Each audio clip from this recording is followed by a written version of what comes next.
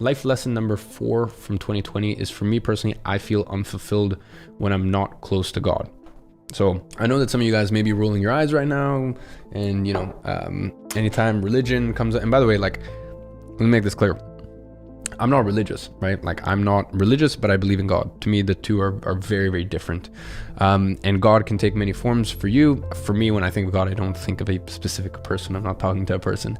But, from a very, very early age, I built up a relationship with God.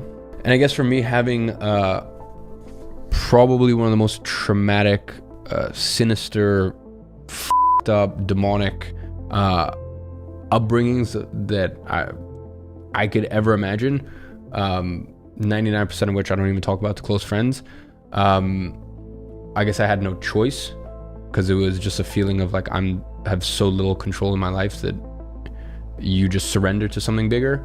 So I spent most of my early life up until probably the age of like 15 or 16, where I started quite clearly to become a bit of a smartass and think that the byproduct of my life, which of course, yes, the byproduct of your life is a lot of your own action, but a lot of it is God's grace. And by the way, when I say God, if you just want to swap that out for the universe, right, we can just call it that if you want. I said, for me, when I think of God, I don't actually think of a specific person. So I guess you could even say just whatever, a collective consciousness or a higher power, whatever you want, whatever makes you feel comfortable. The point is, I had a very good relationship with God up until probably the age of like 14 or 15, when I started reading a book a week. I read a book a week for 4 years as I was building my business. When I started really, going out there and,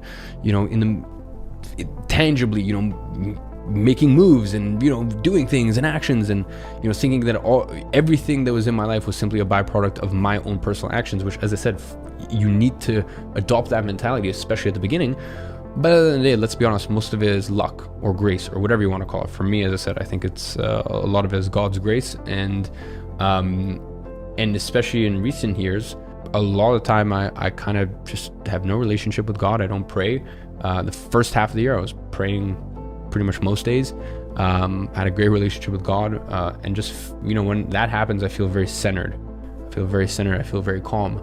And I feel the most fulfilled I ever feel. So I guess, as I said, for me, it was a good life lesson. I think from from 2017 up until mid 2020, and if you guys watched last year's life lessons, I went through a very turbulent mid summer of 2020, where I was very, very heavily depressed, suicidal, like very, very strongly considering it.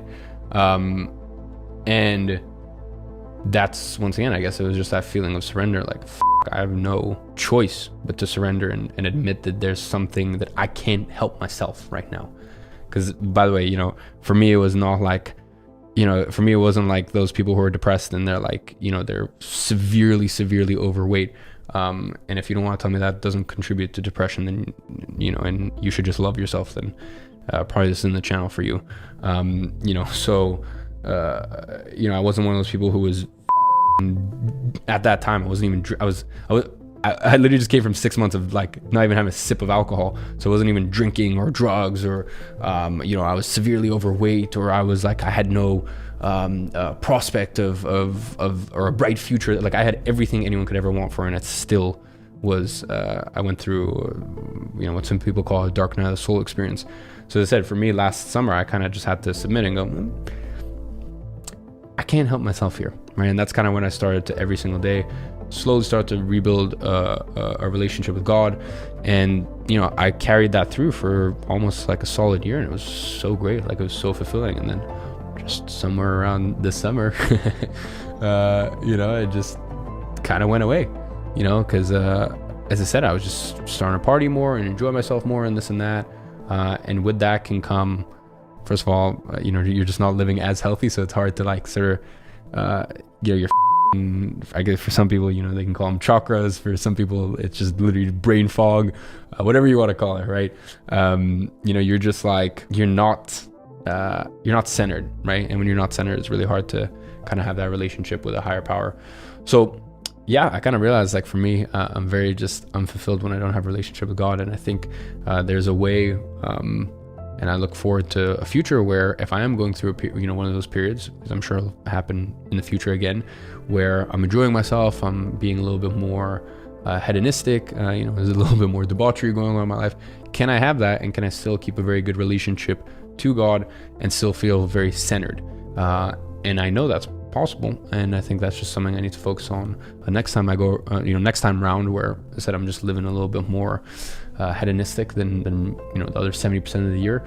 So yeah, that's I guess life lesson number 4.